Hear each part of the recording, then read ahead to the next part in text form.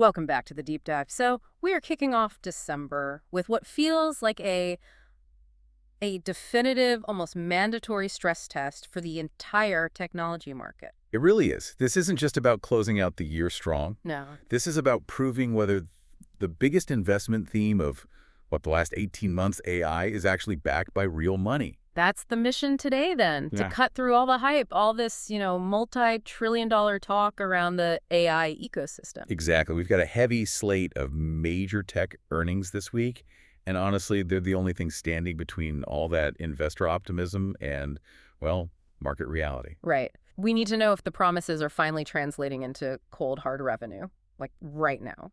And the market sentiment going into this week is, I think, what really sets the tone. It's cautious. Cautious, not fearful. I like that. Yeah, investors aren't running for the hills, but they are absolutely demanding hard numbers. The time for just, hand-waving about future potential is over. So they need that verifiable link between AI features and actual expanded customer spending, especially from the big enterprise clients. It's a very necessary reset of expectations. Yeah. I mean, especially after that strong rally we saw in November. A huge rally. And we got an immediate warning sign, really, overnight, from the most leveraged, highest-risk corner of the market. Crypto.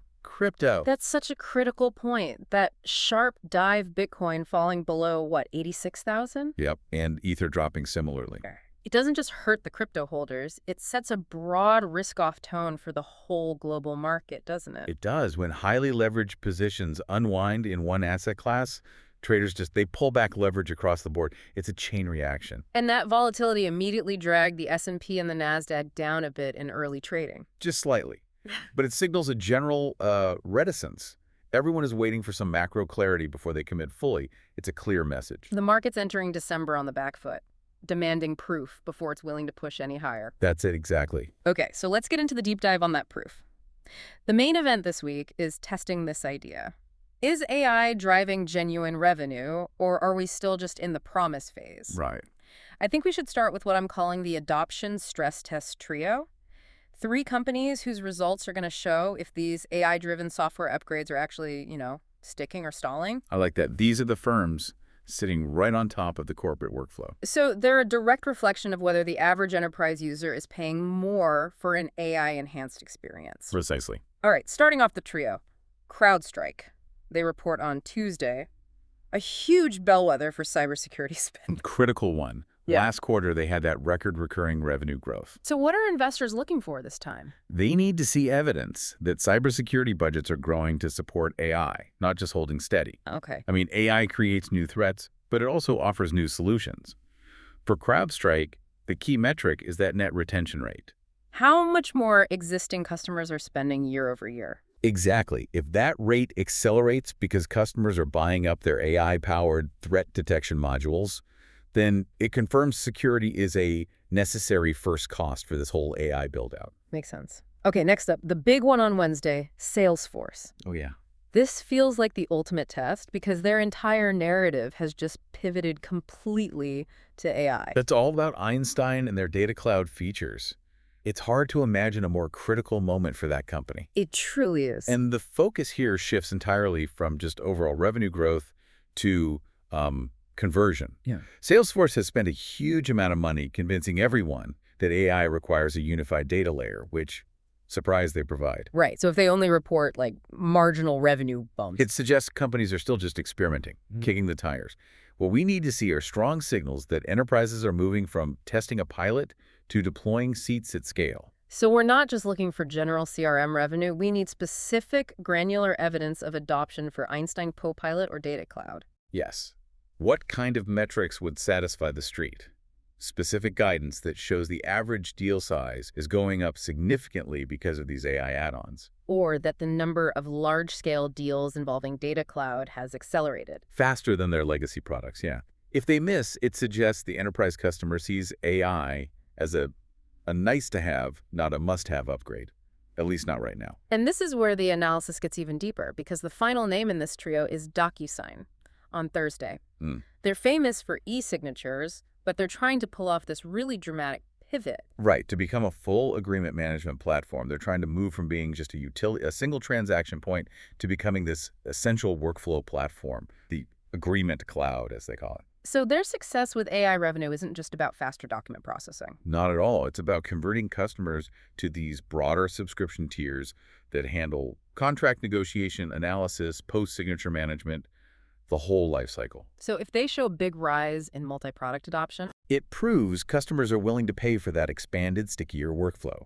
If they fail, they risk just being relegated back to a simple commoditized service. that makes perfect sense. So if CrowdStrike, Salesforce, and DocuSign can all show their AI-enhanced software is driving higher subscription value, then the market has its proof that adoption is sticking. But the software layer can only be as strong as the plumbing underneath it. Indeed. If that's the test for the software front, we have to talk about the foundational IT layer. That's the second wave of earnings this week. The plumbing, yeah. The state of foundational enterprise IT spending. Exactly. You can't build great AI software without a modern, flexible foundation. Let's start with MongoDB, reporting after the close today. They're so critical because they represent that flexible database structure you need for modern apps. It's a fundamentally different approach from the old relational databases. Completely.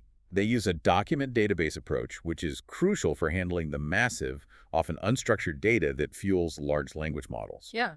Last quarter, their Atlas cloud platform was a real standout. So if Atlas continues its massive momentum with customer adds and revenue growth, It confirms that companies are investing heavily in the right kind of data architecture to support AI, not just propping up legacy systems. and that data explosion naturally leads us straight to Snowflake, reporting on Wednesday. Of course. Their growth is tied directly to consumption, how much data enterprises are storing, querying, and analyzing. Snowflake is a pure play on this data explosion. Now, management already guided for slower product revenue growth than last quarter's 32%. Which the market is expecting. Right, but consumption trends still have to be incredibly robust. Investors need to watch their remaining performance obligations, RPOs. It's a key indicator of future committed customer spend. And if that RPO metric disappoints? It signals that enterprises are getting cautious about their overall data spend, and that is a direct headwind for the whole AI build-out. Got it. And wrapping up this whole infrastructure check is Okta reporting on Tuesday, identity security. Why is their stability reading so important here? Okta gives us a critical read on overall IT budget stability, separate from just AI spending. Right. They previously raised their full-year revenue guidance, which was a great sign, but now investors are watching for any hesitation, especially with large government clients. So if identity security budgets, which are, they're non-negotiable for digital transformation, if those are stable or growing, It confirms general enterprise confidence, but if they report any softness, it implies broader belt tightening across all IT spending, which would be a major concern for everyone. okay, so let's connect the dots here. What does it mean if we see a scenario where the infrastructure, say, MongoDB and Snowflake, is booming, but the application results from Salesforce and CrowdStrike are weak? That's a great question. That would tell us companies are building the engine, but they aren't ready to buy the finished sports car yet. Ah, okay. It would mean internal R&D investment is strong. They're setting up the data lakes, the flexible databases, but the confidence in paying premium prices for deployed third-party AI software is stalling. So the strongest signal for long-term health is strong spending across both layers. Absolutely. The foundational infrastructure and the application deployment layer. That's what the market is truly hoping for. That's a powerful framework. Okay, we absolutely have to shift gears to an unexpected development that just injected a massive dose of optimism into the chip sector this week. The Intel surprise. Yeah, it was startling. Intel stock jumped 10% after reports that their fierce rival, AMD, They're a fierce foundry rival, yeah. is actually exploring using Intel's manufacturing services. It's wild. But wait, isn't that just a rumor right now? And given Intel's, decade-long struggle to regain manufacturing leadership and their history with AMD, is this really an investable thesis yet, or is it just a headline grab? That is the critical question. The market is rewarding the signal more than any confirmed transaction. Intel has spent years and billions trying to rebuild its reputation. New management, massive investments in new fabs, their Intel Foundry Services, or IFS, securing even credible discussions with AMD signals that this multi-year turnaround is finally gaining the serious credibility it needs to challenge TSMC and Samsung. So the market sees this as validation, that Intel can help solve the future capacity crunch that AI hardware is going to require. That's it. And remember, this comes right after Intel secured billions in commitments from NVIDIA and SoftBank. Right, which bolsters their balance sheet. It gives them the financial firepower to pursue future tech like quantum computing, continued miniaturization. If this IFS narrative really gains traction, and if a deal with AMD actually happens, 2025 could be a defining year for Intel's comeback story. A huge strategic shift. Okay, but stepping back to the global view, we mentioned that general caution. Beyond just the tech earnings, what are the broader macro factors causing this volatility as we start December? The macro situation is complex. It's what's driving that unsettled feeling. First, as we said, that crypto slide. Yeah. It's a bellwether for liquidity and risk appetite. When traders abandon leverage positions there, it just increases overall caution. And second, we have policy drivers this week. Absolutely. There's ongoing anticipation of who the new Fed chair might be, or at least clarification on the future leadership. Any speculation about a nominee who might want a more aggressive rate cut stance? Creates immediate jitters. Instantly. It resets all expectations for inflation and bond yields. But the real weight this week is on the hard economic data, isn't it? Precisely. We have the critical U.S. jobs report and manufacturing numbers arriving this week if the jobs report comes in too hot. Say way more payroll additions than expected. The market could immediately dial back its expectations for early rate cuts.